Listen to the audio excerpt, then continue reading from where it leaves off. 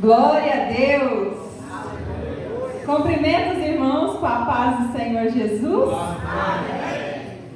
Que alegria conhecer a igreja de Onça. Gente, eu já rodei essa região aqui, mas eu não conhecia a igreja de vocês. Deus seja louvado. E eu fui chegando aqui e ver que a presença aqui é forte. Eita glória, hein? Tem crente pentecostal na casa? Tem? Eita glória! Que lenha para queimar precisa estar junta. É um prazer estar aqui debaixo da bênção do meu pastor Sérgio. Conheci o pastor de vocês ontem lá no Elade, que eu estive lá. Eu tirei uma foto, postei, acho que alguns viram, né? Foi bênção. É uma alegria estar aqui com vocês nesta noite. E eu já falo de antemão para os irmãos. Não fica bravo comigo, não? Promete? Que eu não vim trazer palavra para massagear ego hoje, não. Porque às vezes quando chega um pregador de fora, a gente vem com uma expectativa, né? Hoje é dia de revelação, hoje é dia de profecia. Pode ser que aconteça, porque Deus, quando Ele quer falar, fala ou não fala? Mas nesta noite é palavra dura. Palavra que puxa a nossa orelha. Palavra de arrependimento, de conversão, o verdadeiro evangelho que tem sido muito deixado de lado nos últimos dias. Então eu espero que os irmãos estejam aqui de corpo, alma e espírito, entendendo que aqui eu não faço nada, sou somente um instrumento nas mãos do Senhor. Quem convence é o Espírito Santo. Mas se você permitir, saiba que você não vai sair daqui da mesma forma que você é. Porque quem busca no Senhor não volta vazio. Quem busca no Senhor sai cheio da presença dEle. Amém? E como boa pentecostal que sou, eu peço aos irmãos, a cada momento que você sentir que a palavra está falando contigo, como é que o crente responde? Glória a Deus! E aonde tem glória a Deus tem o quê? Aleluia! Então quem puder se colocar de pé em reverência à palavra, abra sua Bíblia no livro de Atos, no capítulo 20, e o versículo é o de número 7. Livro de Atos, capítulo 20, e o versículo é o de número 7. Quem encontrar, diga amém. Amém. E o tema da nossa mensagem de hoje é: cuidado com as janelas. Repita comigo, igreja: cuidado com as janelas.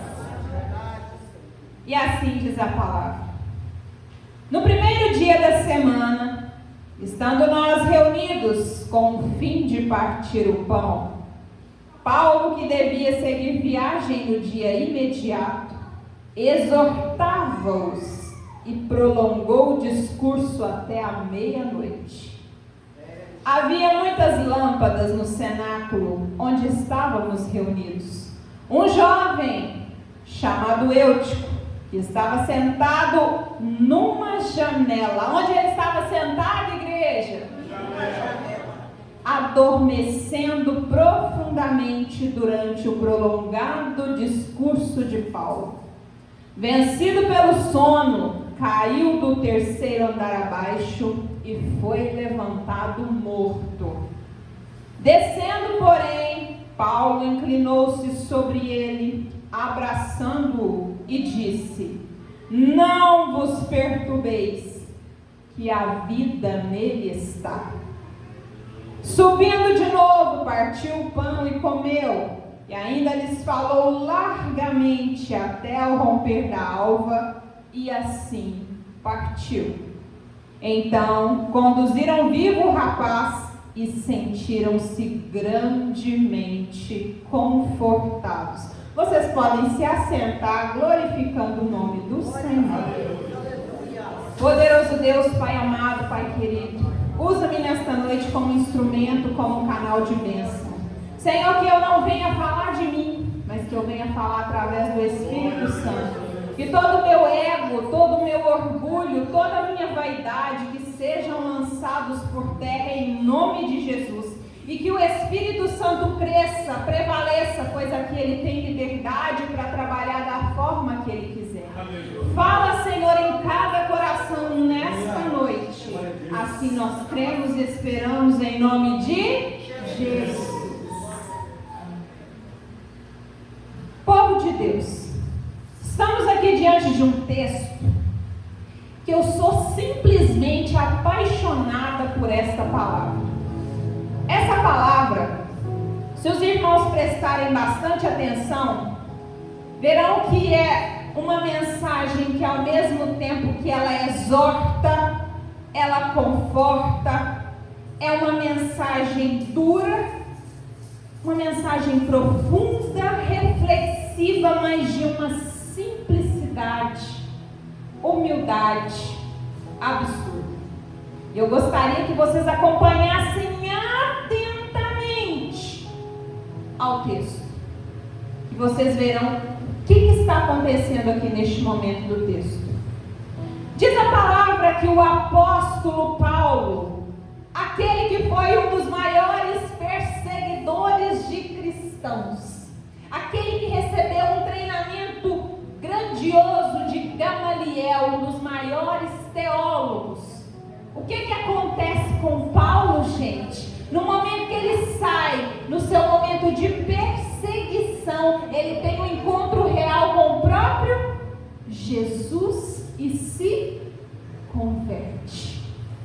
E no momento em que ele se converte, ele muda de situação. Ele sai da condição de perseguidor de cristãos e se torna o pregador do Evangelho de Cristo. Um dos maiores fundadores de igrejas que existe nas Escrituras, escrevendo tantas cartas, saiu fazendo grandes missões, um dos maiores missionários que há nas Escrituras.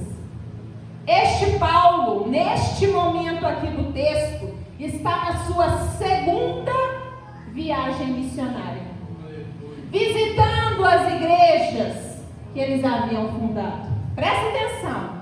Aquele Paulo que anteriormente era guiado pela sua própria visão, pelo seu racional, pelo conhecimento humano, pelo conhecimento da teologia de Gamaliel, no momento em que ele fica cego por 3 dias, é como se o Senhor falasse com ele assim: Paulo, até aqui você andou pela própria vista, daqui para frente é com a visão que eu te dou. Paulo, daqui para frente é guiado pelo Espírito Santo e não mais por aquilo que o mundo te ensinou.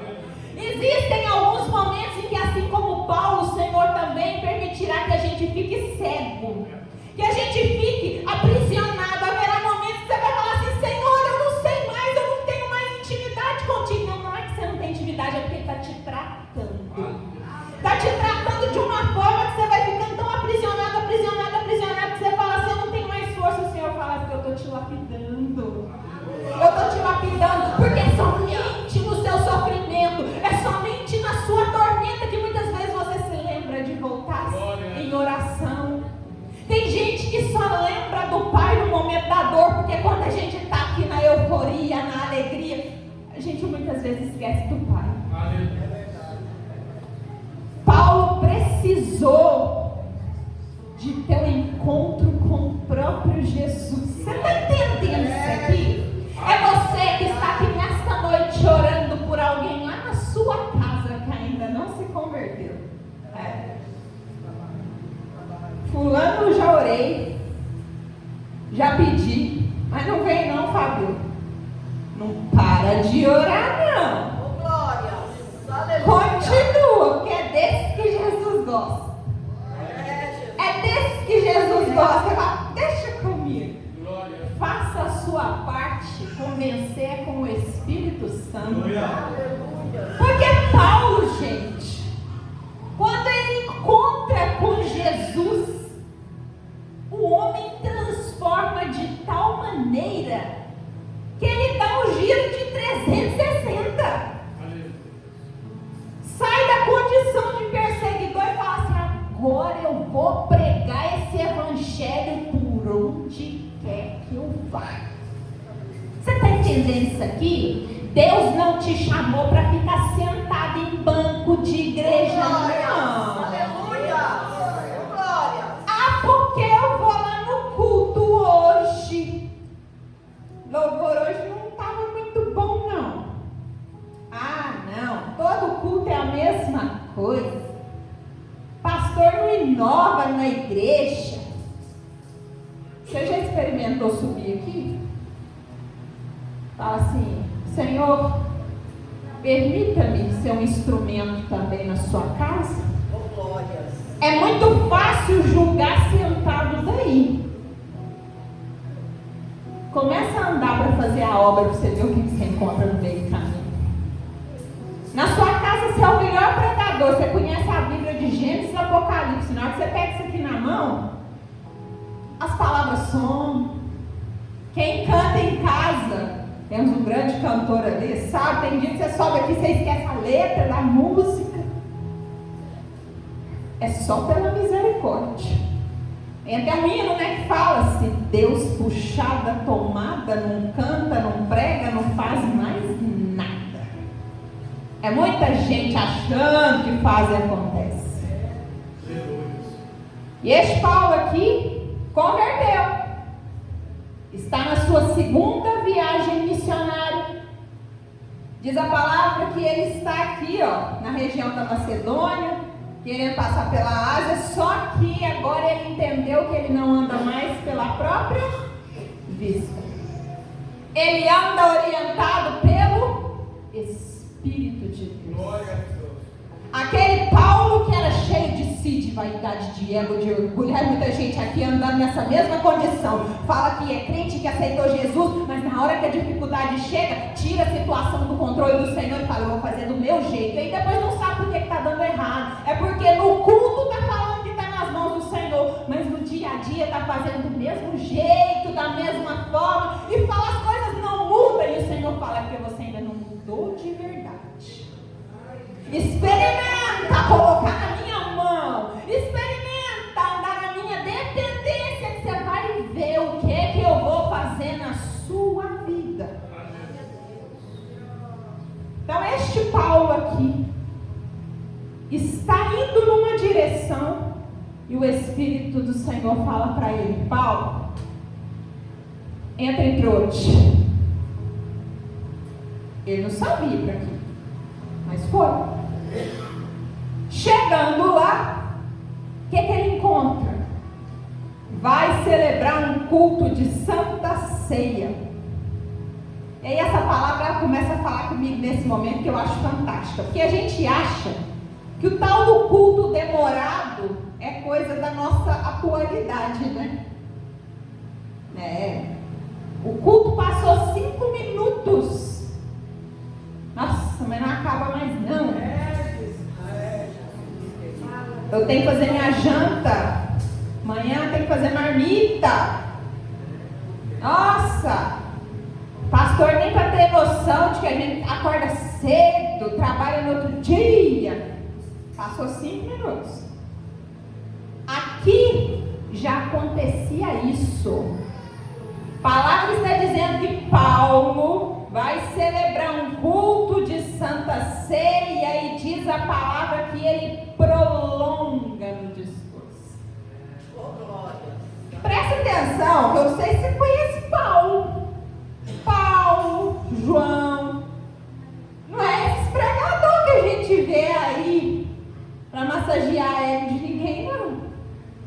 O próprio texto fala aqui que ele estava exortando a igreja. Você sabe o que é a palavra de exortação? É aquela palavra que você sai do culto até torto. Você fala assim: ai meu Deus, que chicote que foi esse hoje. Paulo, além de prolongar no discurso, era palavra dura. Eu fico imaginando as palavras assim: arrependam-se, convertam-se, do jeito que está não vai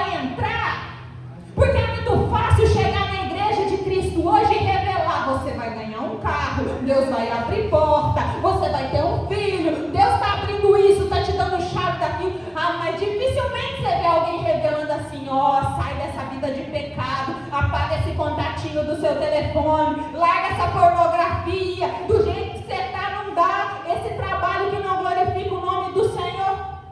Cadê?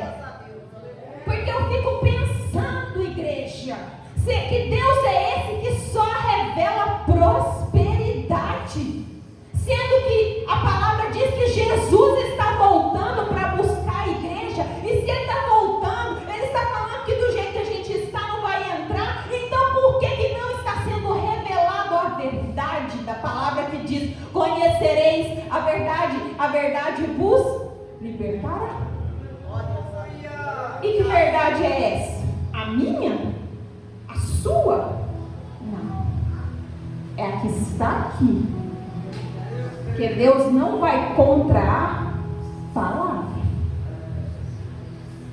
Então aqui Paulo prolonga no seu discurso, vai até por volta da meia-noite. Imagina a cena. Eu quero que vocês imaginem comigo, como se nós estivéssemos vivendo o contexto da situação aqui para ficar mais real. Imagine que eu sou o Paulo, vocês são as pessoas que estão no culto. A palavra diz que este culto estava acontecendo no 3º andar. Tinha muitas lâmpadas no cenáculo. O povo prestando atenção na palavra, mas tinha um jovem, Eutico, que ele estava onde? Gente, olha para o nosso ambiente. Cadeira não falta num culto, né? Sempre assim. A não ser que venha um pregador que vem revelar, e é outra história, mas normalmente tem cadeira. O Eutico vai sentar onde, gente? Na janela. Janela é lugar de distração. Janela é lugar que o quê? A gente está dentro, mas a visão está lá fora.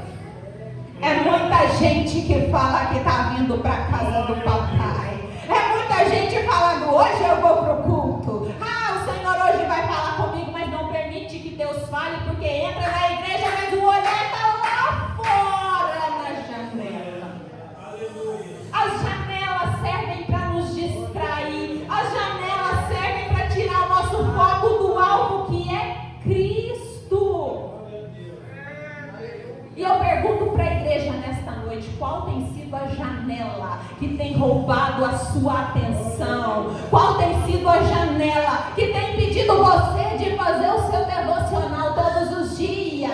O Senhor está falando com alguém aqui nesta noite que fala: ai, Fabiola, eu sinto falta daquele momento de intimidade. Parece que Deus fala com todo mundo, mas comigo não fala. Será que está tendo aquela adoração que Ele espera de você? Porque na fila da bênção quer passar na frente de todo mundo, mas tem intimidade com o Pai, colocando o joelho no chão, cara no pó e falando: eis-me aqui, Senhor, usa-me conforme a tua vontade. Eu não entendo. É muita gente querendo dons, quer cantar, quer pregar, mas não quer sentar para aprender, não quer desenvolver intimidade com Deus. Sabe quando que essa palavra veio ao meu coração para trazer para a igreja? Essa palavra ela ecoou no meu ouvido desde ontem.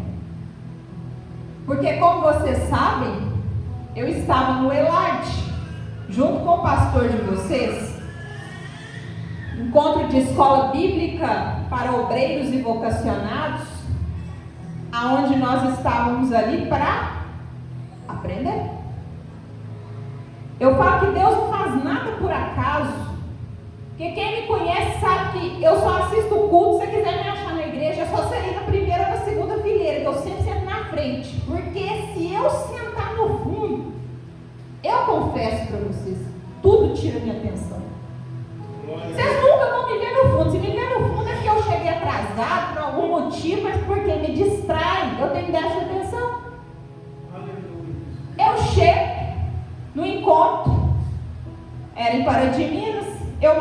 dia, eu fui sozinha no primeiro dia, e quando eu cheguei, as cadeiras já estavam cheias.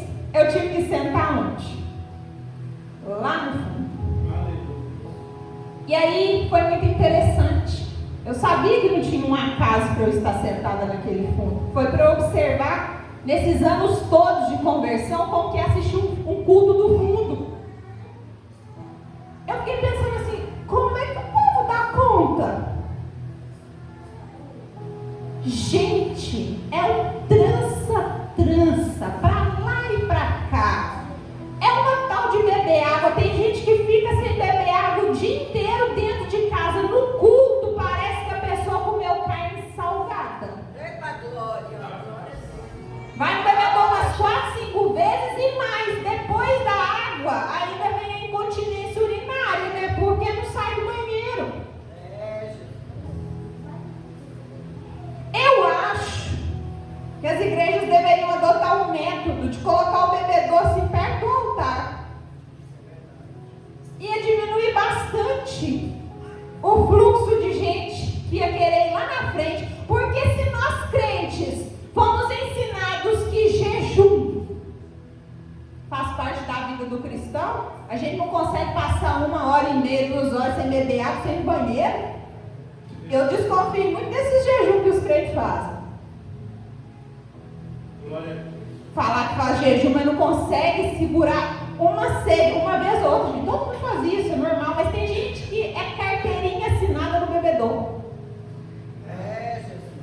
Bebe mais água do que o pregador. Fica falando o culto inteiro. E sabe o que é isso? Se você não entende muitas vezes, não é uma necessidade física. Lembra do texto? Cuidado com as janelas. Janelas são para nos distrair. Se tem alguém que te conhece e te estuda tão a fundo como Jesus, esse alguém é o diabo. Ele conhece as suas fragilidades. Se ele sabe que você já tem essa tendência, vai te dar uma sede na hora do culto, você não sai do bebedouro. Se você é viciado no telefone, na hora do culto vai chegar a notificação que você esperou o dia inteiro. Não chegou, é na hora do culto. Aquela menina que nunca te respondeu no Instagram, ela vai lá e mandar a notificação e vai assim, e aí, tudo bem? Laço, o nome disso é laço. O diabo conhece, gente. Conhece.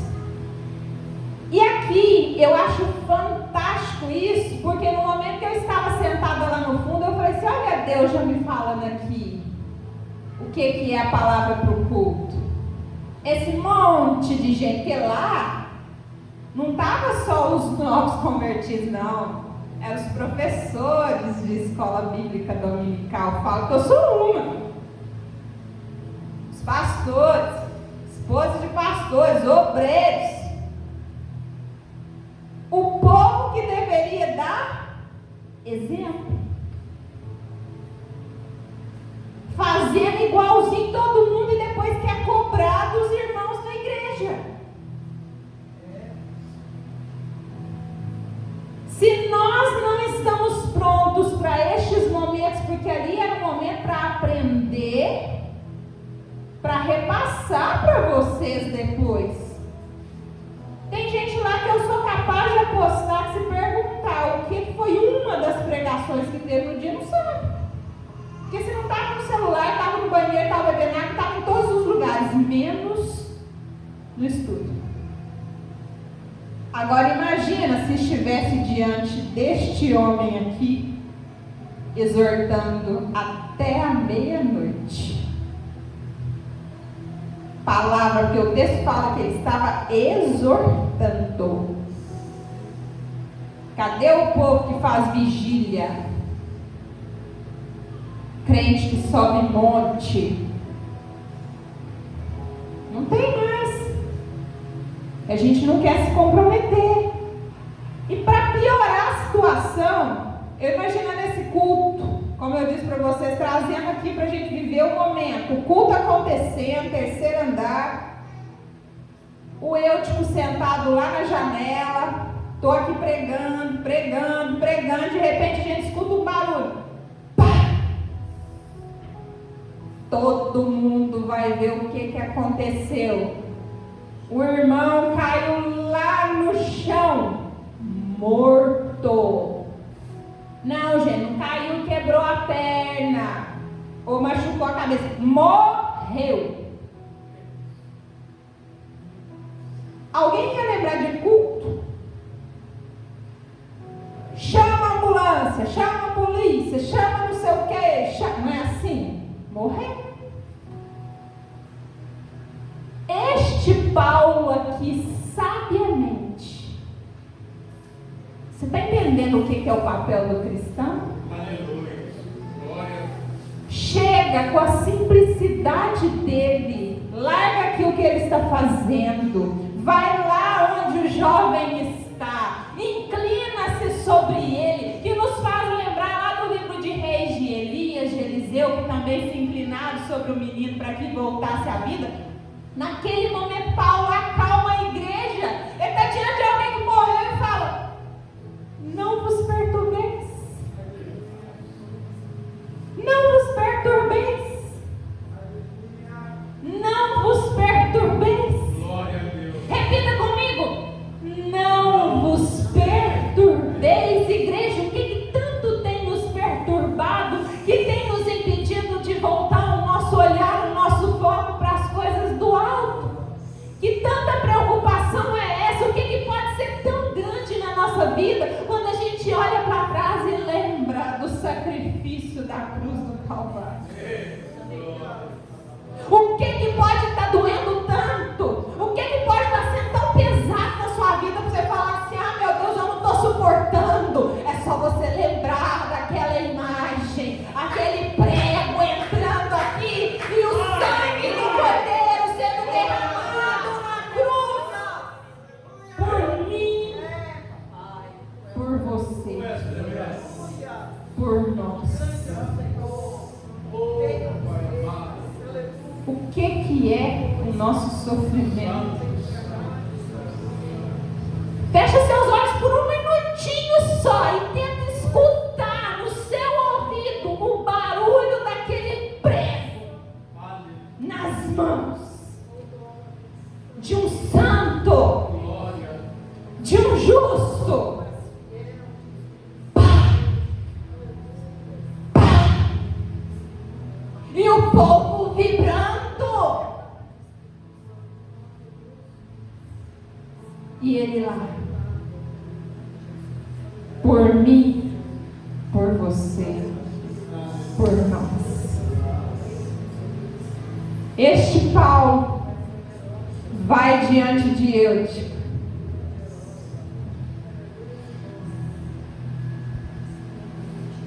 Diante dos inúmeros milagres realizados por intermédio da vida daquele homem. Se você for olhar a Bíblia toda, gente, é aquilo que Jesus fala: vocês terão condições de fazer tudo que eu fiz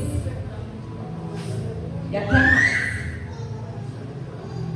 mas tem intimidade comigo. Paulo para o culto, vai aonde Eutico está, se inclina diante do jovem, acalma a igreja e fala: não vos perturbeis, porque a vida nele está. A vida nele está.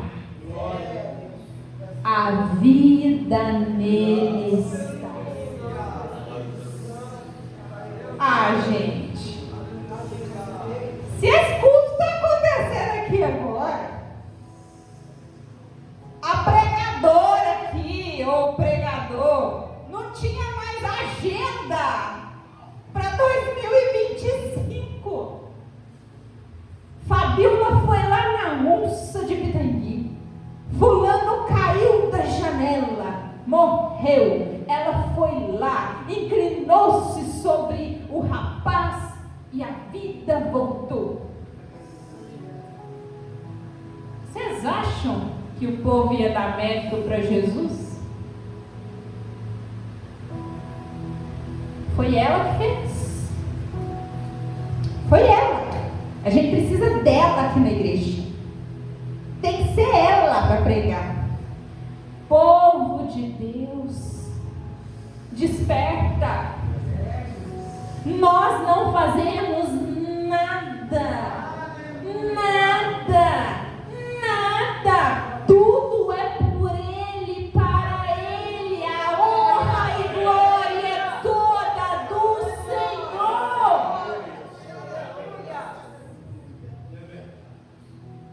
E Paulo é tão sábio neste momento do texto, que o que ele faz?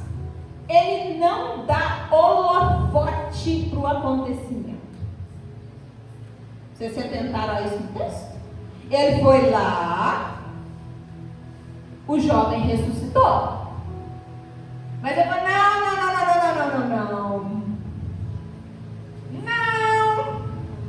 vamos voltar para o que a gente estava fazendo. Vamos voltar para o culto? O que ele está ensinando aqui para a igreja? Testemunho na igreja edifica. Testemunho na igreja, glória a Deus e aleluia. Tem lugar para testemunho na igreja? Tem. Mas nada pode sobrepor a palavra.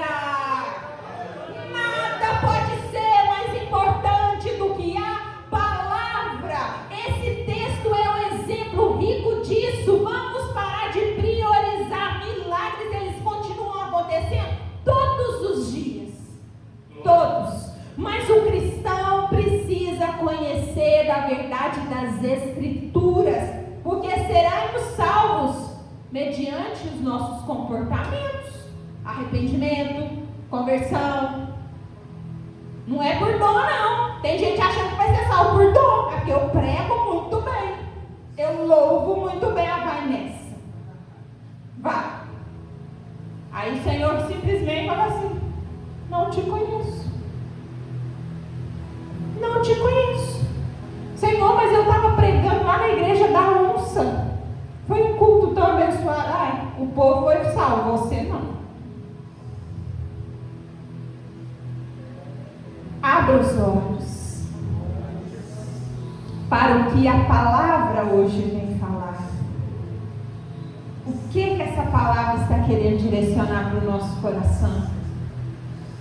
Assim como foi com esse jovem, eu não posso garantir que vai acontecer contigo, não.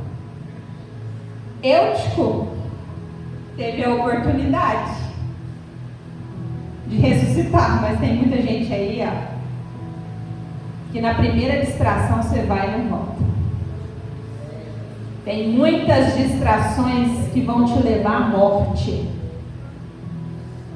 Tem muitas distrações que estão te desviando e você não está nem percebendo. Porque é o tal do pecadinho, né? A gente ama falar do pecadão do irmão, como se o nosso pecado fosse diferente. É tudo pecado. Tudo pecado. E aqui Paulo nos dá essa lição, porque ele volta e diz a palavra que aconteceu o que aconteceu, mas ele continua pregando até o romper da alma, nos mostrando que a gente precisa do alimento espiritual. Glória a Deus, aleluia. Nós estamos gastando tempo demais com o alimento da carne. A fome vem, o que eu vou comer? O que eu vou beber? Se eu preciso de comida e bebida todos os dias, e dificilmente você encontra uma pessoa que só come uma vez ao dia. Tem, mas é difícil. Se a carne precisa ser alimentada várias vezes ao dia, o espírito? Que tipo de alimento eu dou para o meu espírito? É só aquela oração de qualquer jeito, de qualquer forma? Cansado? Faça essa reflexão, igreja, nessa noite. Que tipo de adoração você tem entregado para o Senhor todos os dias? Porque quando é para mexer nas nossas redes sociais, todo tempo é pouco. Se colocar um celular na nossa mão, a gente fica ali horas. Coloca uma igreja de joelho para orar 20 minutos para você ver o que acontece. Põe o povo para orar. Círculo de oração. Relógio de oração. Relógio de oração é uma piada. Os horários da madrugada, sempre tem alguém o quê? Oh, nossa, é porque sabe como é que é? Oh, eu tenho um problema para acordar. Você não tem noção. Ou é difícil demais para a missa, ou eu ponho o relógio para despertar, eu não acordo. Eu nunca vi uma desculpa mais estapafúrdia na minha vida. Sabe por quê? Chama esse mesmo crente para ir para a praia e fala que o avião vai sair 3 horas da manhã. Pergunta que hora que ele chega no aeroporto. Ele está lá com 1 hora de antecedência, porque sabe que senão ele nem embarca. A maioria nem dorme de ansiedade. Fica acordado direto, pensando na viagem. Agora, se marcar um relógio de oração, mas você vai orar de 3 às 4. Mas pois é, porque eu não acordo. Tem mãe aqui. Se a sua filha ou seu filho estiver com a garganta inflamada, e se você começar um antibiótico e se cair para dar uma dose na madrugada, você acorda sem o relógio. Eu estou falando alguma mentira aqui? Você quer tanto que o menino melhora? Você fica acordado já com o remédio na beirada da cama na hora que o despertador toca. Tem gente que está rindo aí, você pode estar rindo de você mesmo. O remédio está aqui, ó. Você já está com ele na mão para enfiar na boca do menino para voltar a dormir de novo. Mas não deixa passar a dose. Prioridades. Aquilo que é prioridade na nossa vida, a gente faz. Por que então que o Senhor não tem sido prioridade? Voltemos a priorizar as coisas do alto, para que nós também sejamos prioridade na fila do papai. Para de escancarar a sua vida nas redes sociais. Tá com problema? Vou colocar lá nos meus status em direta pro fulano, porque o fulano vai ver. Porque eu vou ligar pro ciclano, aí arruma aquela artimanha toda para poder. Sabe o que você faz nesses momentos? Conta tudo pro seu pai. Você tem um pai. Conta para ele. Mas eu fui muito injustiçado. Fulano lá na minha empresa manchou a minha imagem. Fulano lá na minha empresa, ele está falando mal de mim. Conta pro papai. Fabiola, você viu o que a fulana estava falando de você? Não vi, não. Não, porque eu estava muito ocupada conversando com meu papai. Você viu a rodinha que eles estavam falando de você? Eu não vi, não. Mas eu tenho certeza que o papai viu. Ele estava lá. E eu tenho certeza que ele não gostou do que ele ouviu. Nessa rodinha. Então não preocupa com as rodinhas, não. Se o seu nome está sendo lançado lá. Fulano falou mal de mim, ciclano isso, Beltrano aquilo. Aquieta seu coração. Aquieta seu coração. É fácil falar de você para os outros. Difícil é falar de você para ele.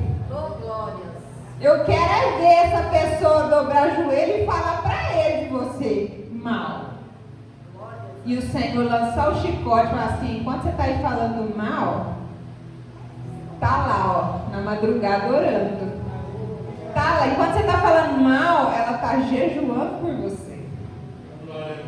Enquanto você está aí denegrindo ela está lá pedindo misericórdia e intercessão pela sua vida. Não tem jeito. Você pode achar que o mundo está conspirando, mas o papai está vendo tudo. Eu espero, igreja, que esta palavra tenha falado profundamente no coração de cada um de vocês. Que o Espírito Santo continue falando com vocês. Que aqui eu sou somente um instrumento nas mãos do Senhor. Mas quem convence é o Espírito Santo. Amém?